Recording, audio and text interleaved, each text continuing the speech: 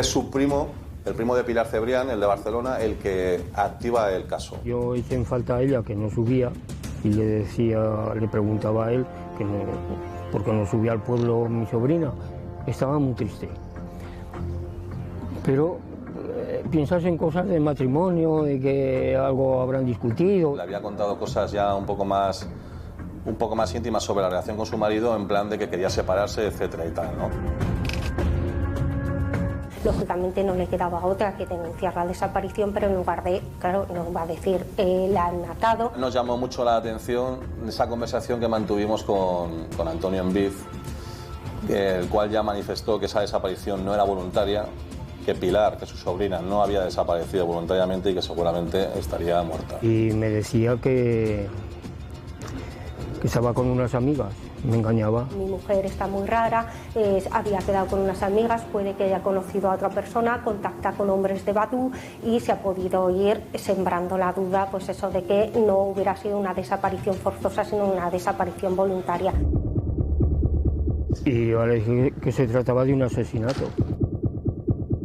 Creo recordar que Pilar tenía que renovarse el DNI en esas fechas y tampoco fue a renovarse el DNI. Él, con su premeditación, había sembrado la duda precisamente diciendo que él la había llevado a Zaragoza, había intentado engañar incluso a uno de los hijos diciendo que la había llevado él en el coche a una casa que tenían en Zaragoza. De hecho, hablaba de que algunos vecinos la hubieran podido ver.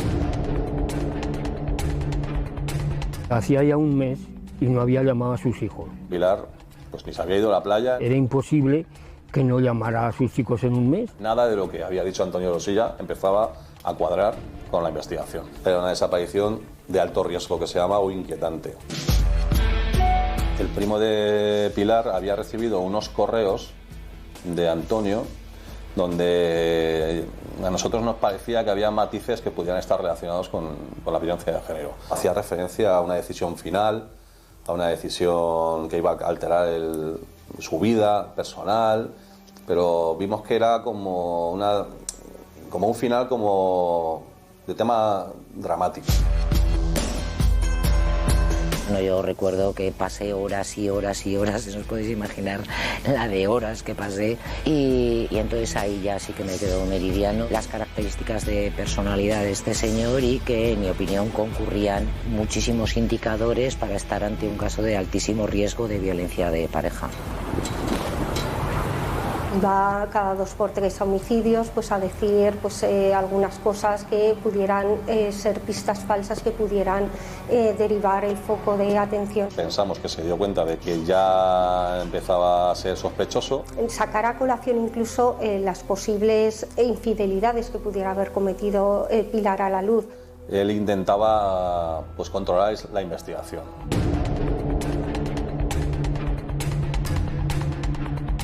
Mentía a unos y a otros, porque claro, él hablaba con distintas personas, familias, amigos, a uno pareja y posterior, a unos les decía unas cosas, a unos les decía otras, claro, yo como lo oía todo.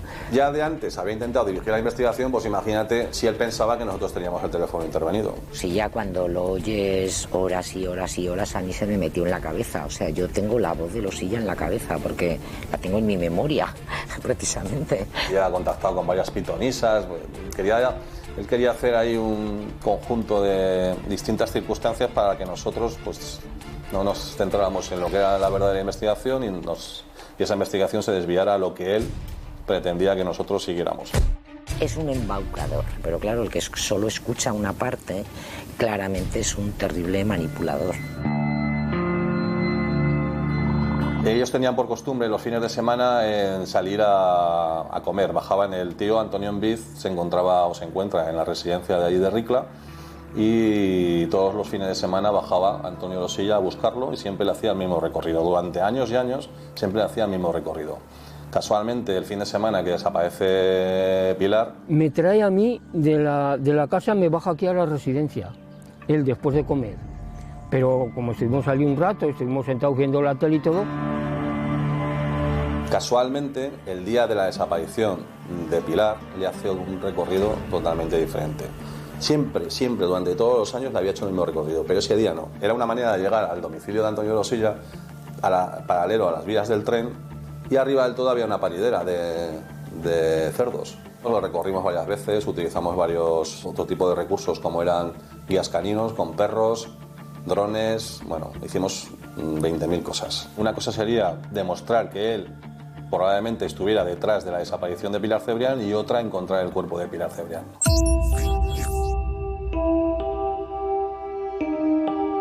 Y el 27 de octubre aparece el cuerpo de una mujer descuartizada en una zona, en una chopera. Pensamos que lógicamente pudiera tratarse de Pilar Cebrián.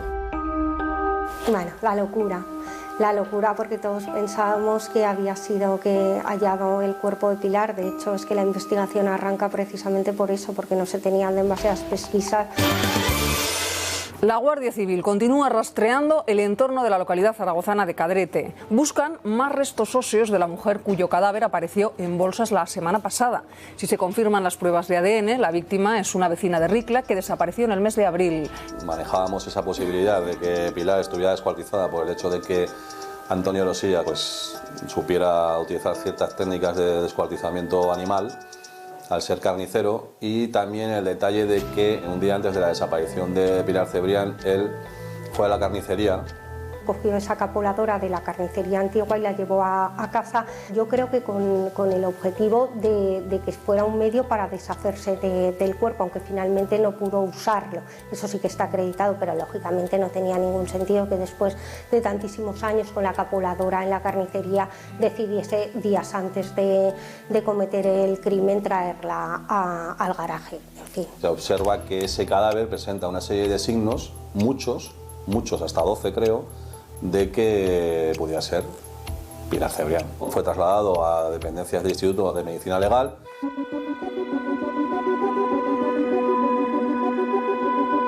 El 27 de octubre llegan unos restos cadavéricos semiesqueletizados y se trata de valorar la identificación de la persona. Ella había pasado unas fiebres y tal, que parece ser que esas fiebres dejan una marca en la zona del coxis, y luego también había otro detalle como que tenía las piernas valgas hacia adentro, la estatura, el pelo rojizo, una goma para hacerse una coleta. En esos momentos estamos convencidos de que ese cadáver pertenece a Pilar Cebrián. Se decide proceder a la detención de Antonio Losilla y solicitar al juzgado de instrucción que entiende de la causa pues el mandamiento de entrada de registro.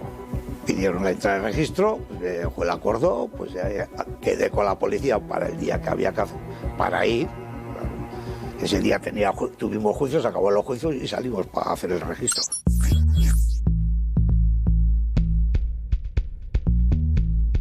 Hubo una diligencia en Ricla ordenada por la autoridad judicial, instructora, que consistía en hacer un examen de la casa. Su hijo ya nos había apuntado que su padre había hecho una limpieza muy exhaustiva de la parte del almacén. Luego también coincidió que él había hecho una serie de compras de productos también químicos. Y en esa investigación estábamos junto con la policía, el letrado de la Administración de Justicia, que se trataba de buscar elementos de prueba o incluso el cuerpo si hubiera estado. Y en ese momento pues, la diligencia se tuvo que interrumpir porque el investigado solicitó al letrado de la Administración de Justicia hacer una serie de manifestaciones. Le dije al policía, oye, como quería hablarme, dile que si quiere hablar o seguimos haciendo el registro, o empezamos el registro en condiciones. Se fue a hablar, vino y dice que sí, que quiere hablar. Digo, pues vale. De repente él estaba sentado en una mesa muy parecida a esta, pero estas de plástico de playa o jardín, pues empieza a hacer unas manifestaciones totalmente espontáneas. Bueno, si quiere le cuento lo que sucedió y ya está. Bueno, la cuestión fue muy clara. El día 2 de abril fue un día estuvo muy bien, bastante calor. Nos sentamos en la terraza, comimos.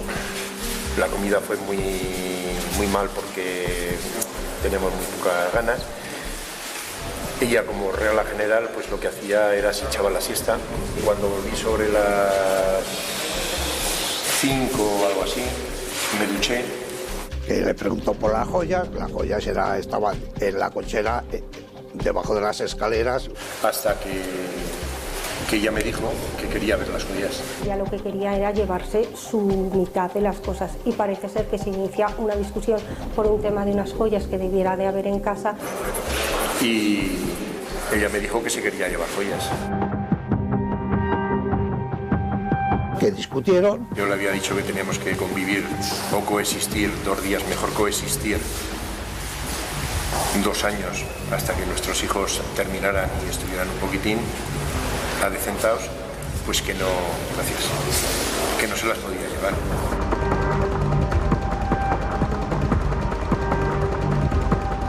Y que al quitarle una joya, le empujó con la otra, que se golpeó y cayó al suelo. A mí la sensación que me quedaba era un papel ya preconcebido, o sea, una serie de secuencias de ideas que él iba dando porque tampoco aportaba ningún énfasis emocional, sencillamente era una narración. Entonces tuvimos un pequeño forcejeo, yo le fui a quitar la joya que llevaba en la mano, con una mano se la quité y con la otra le empujé. Se cayó, se dio con la manilla, cayó al suelo, tenía sangre en la nariz, pero muy poca.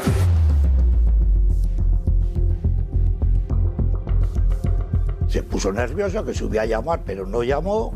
Incluso habló de un número de teléfono, 976, llamé al 976. Marqué el 976 y ya no me... 976 676 y ya no me atreví a marcar el otro número. Bajé, hice a ver si la podía reanimar, le puse el dedo en la parte derecha a ver si tenía pulso. Él dio una serie de detalles de cómo se había producido el golpe y el sangrado que había provocado esas lesiones, y realmente eso no podía coincidir con el mecanismo de causación. Eso lo explicarán muy bien los forenses, que hicieron una investigación verdaderamente espectacular.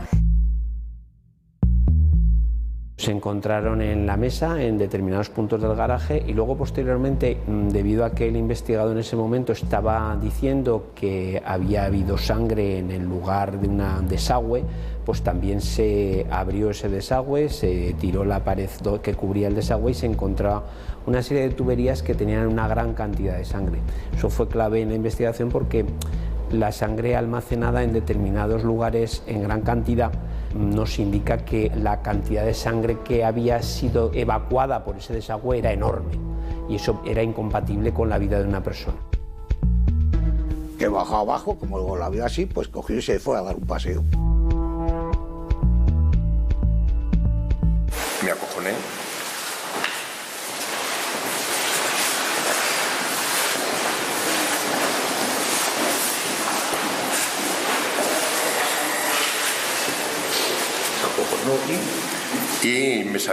Y me caí, como iba con la ropa vieja sin cambiarme, me fui a dar un volteo.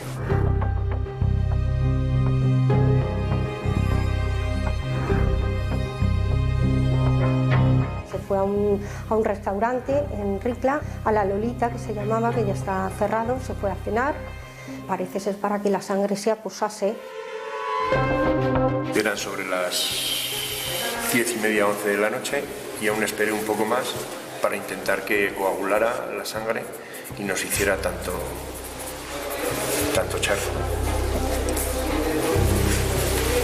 Y después volvió, lo hizo, se volvió a duchar, pues decidió descuartizarla. No controlas todo. Y entonces por debajo de la mesa había una zona en la que había sangre. No, aquí en esta mesa la descuartiza, claro, te quedas todos ahí. Piensa que en ese momento está la autoridad judicial representada por el letrado de la Administración de Justicia. Estamos nosotros como investigadores, que ya llevas una carga de horas o de muchos días sobre ella. Están compañeros tanto de la jefatura del área de científica como compañeros que vienen de la Comisaría General. Claro, te quedas todos mirando. En ese momento, jolín, está ahí. Hice paquetes pequeños para que no levantaran sospecha. Puso un plástico más una sábana encima, que la arrastró porque pesaba poco.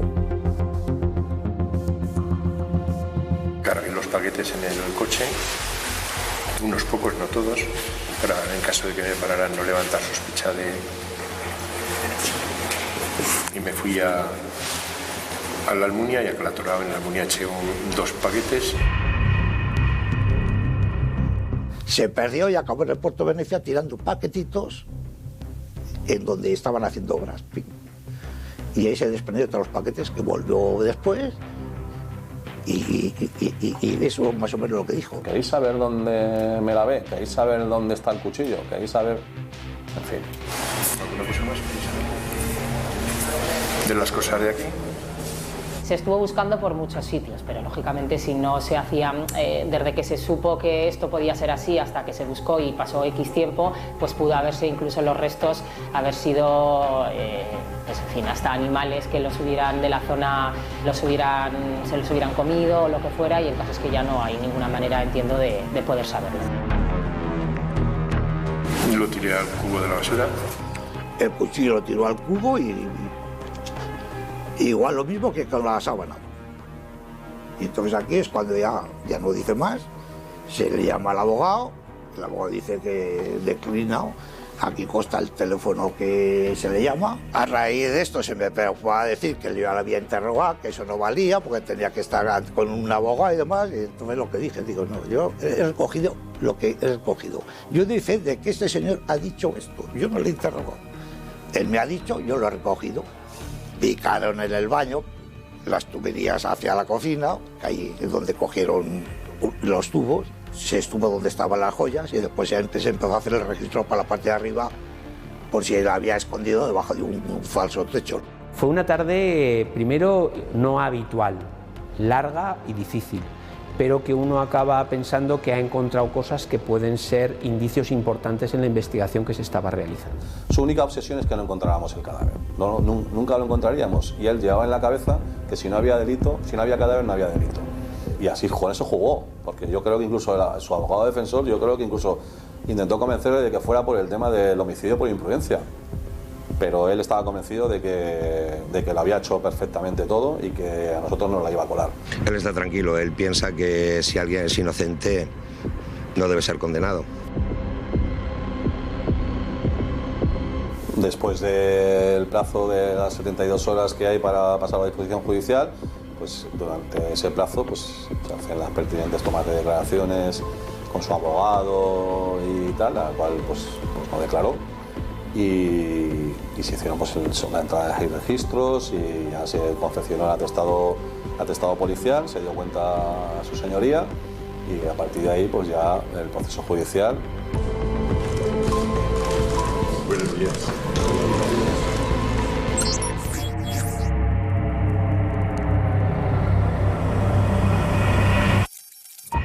Teníamos un cuerpo encima de la mesa de autopsias del Instituto de Medicina Legal de Aragón. ¿Estamos ante un cadáver de una mujer o de un varón?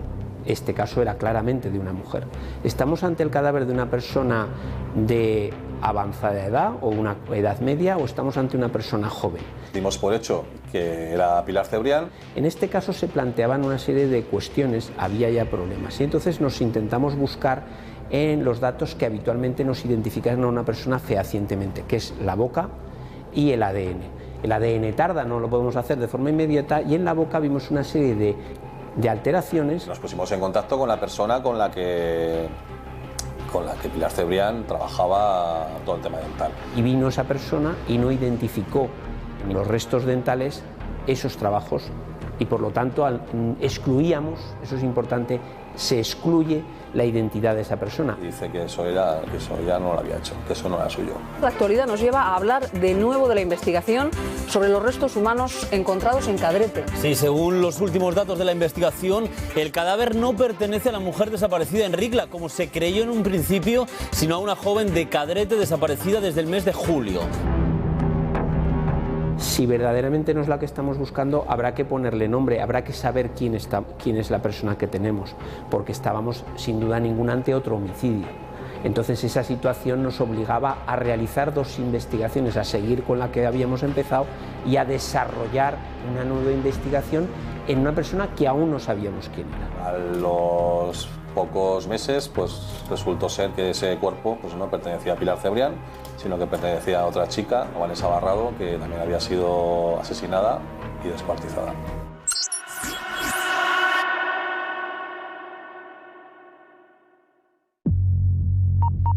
La P300 surge ya con toda la investigación bastante avanzada. Teníamos intervenciones, teníamos datos de tráficos telefónicos, teníamos un trabajo de todo el grupo sobre el terreno, lo que cual nos hacía conocedores de lo que era la orografía y el entorno geográfico de Ricla, y obviamente todas esas gestiones iban dirigidas a la búsqueda. Todas esas gestiones arrojaban un resultado negativo. No hay manera de hacerle hablar, porque este tío es que no quiere hablar, no habla, no cuenta. Entonces, pues nos planteamos algún tipo de herramienta que valiera para dar potencia o amplificar esas labores de búsqueda. Tienes que poner en la cabeza de la persona que quieres aplicarle esa técnica. Lo comenté también con el doctor Valdizán, a quien yo conocía de mucho tiempo atrás. Yo soy si no el más, de los que más trabaja en España sobre potenciales cognitivos. Y dentro de los potenciales cognitivos se encuentra la P300. Se lo planteamos al juez y le pareció bien. Es la primera vez que se aplicaba en Aragón y en España, ¿eh? Yo sí que estuve presente en la prueba de la P300 y entonces era como que te ponían una especie de gorro con unos chips en la cabeza y pasaban unas imágenes y en teoría pues tenía que reaccionar una onda. En una salita está él sentado, que se le pone el casco con los electrodos y delante tiene una pantalla. Y lo que va apareciendo en esa pantalla está controlado pues desde el presentador de estímulos, que es un soft que está instalado en otro ordenador que está en la salita de al lado, que era donde estábamos todos. Y luego todo ello se combinaba, aparte de con imagen, con frases. Nosotros lo damos en términos de probabilidad, o sea, no de certeza. Lo que presentábamos eran frases que el cuerpo de Pilar está, y entonces a continuación aparecía una imagen. Los potenciales estos que fueron señalados como de más probabilidad de ser los positivos tenían una amplitud de 22 microvoltios y su casa, la foto de su casa, que la utilizábamos de contraste de control a sabiendas de que ahí Pilar no estaba, el potencial ahí era de 6 microvoltios. No es bucear en la verdad o en la mentira, es bucear en la memoria, porque la memoria desde luego está ahí, ¿no? Y los recuerdos están ahí. Yo no tengo ninguna duda que si hubiéramos conseguido meter el estímulo de donde está Pilar, el potencial hubiera sido todavía mayor, ¿no? El juez la admitió, se informó, pero luego su abogado la recurrió a la audiencia. En final determinaron que no se admitía como prueba porque venían a decir que atentaba contra su derecho a no declarar. Es decir, que el estar buceando en su memoria pues atentaba contra su derecho a no declarar. Y entonces la prueba se anuló.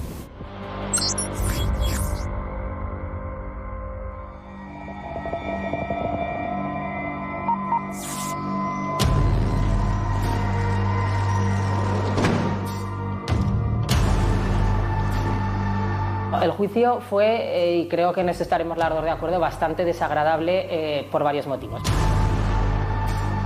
Pues primero porque al final estábamos presentando a un jurado un asunto muy grave de un homicidio que además tenía unas características bastante peculiares en el sentido de que no había cadáver.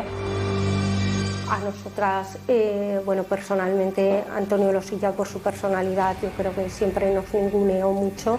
Por favor, por favor. Hacer vuestro trabajo, de verdad.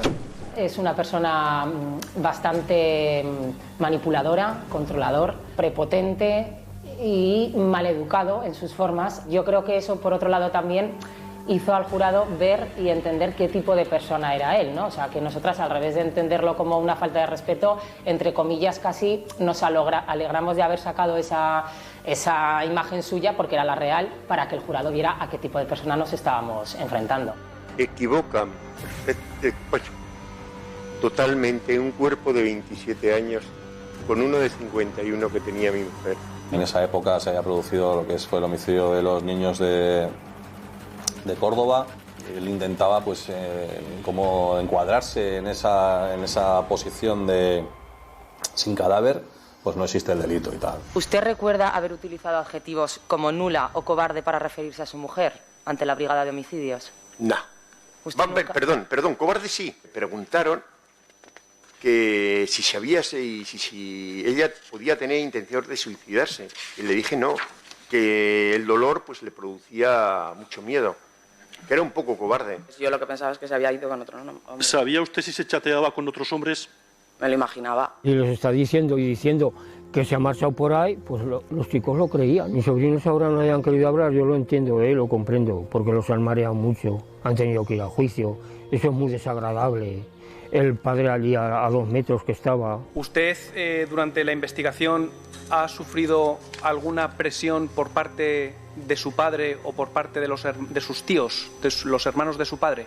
Presión para ejercer la acción que ha ejercido, para venir, no venir, para acusar, no acusar. A mí me han presionado para no decir nada, para callar. ¿Quién la presionó? Mi padre.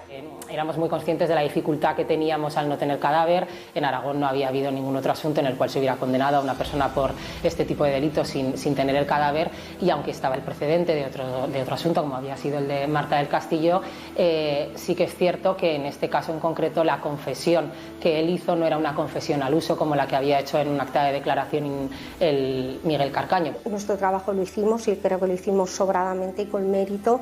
Y bueno, pues al final de lo que se trata es de trabajar la prueba. Nosotros lo trabajamos y sacamos adelante una acusación que dio lugar a la verdad que hoy se recoge en la sentencia, que Antonio Losilla es autor criminalmente responsable de la muerte de Pilar Cebrián y que ha sido condenado por eso. Dios los ilumine en sus reflexiones y que a todos los presentes, también a ustedes, Dios les bendiga. Listo para la sentencia. Pueden despejar la sala. La sentencia en la primera instancia reconoció a Antonio Losilla como autor responsable de un delito de homicidio, de un delito de falsedad documental y de un delito contra la integridad por aumentar deliberadamente el dolor de la familia. Finalmente fue recurrido por su abogado, por Javier Notiboli, y mantuvo los 2 primeros delitos, siguiendo con el homicidio y con la falsedad. Se dejó claro, y así consta luego posteriormente con los años de cárcel por los que él es condenado, que no había sido una muerte accidental y que él había preparado el asesinato o el homicidio de su mujer, de Pilar Cebrián. No se silenció la voz de Pilar para nada, y en ese juicio no pudo hablar ella, pero hablamos nosotras y finalmente salió a la luz lo que había hecho.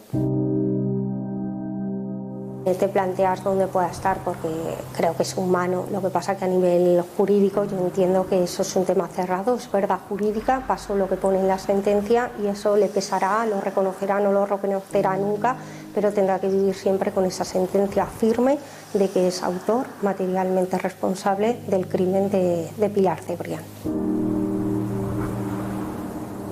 Muy grave una familia o alguien no tenga derecho al duelo.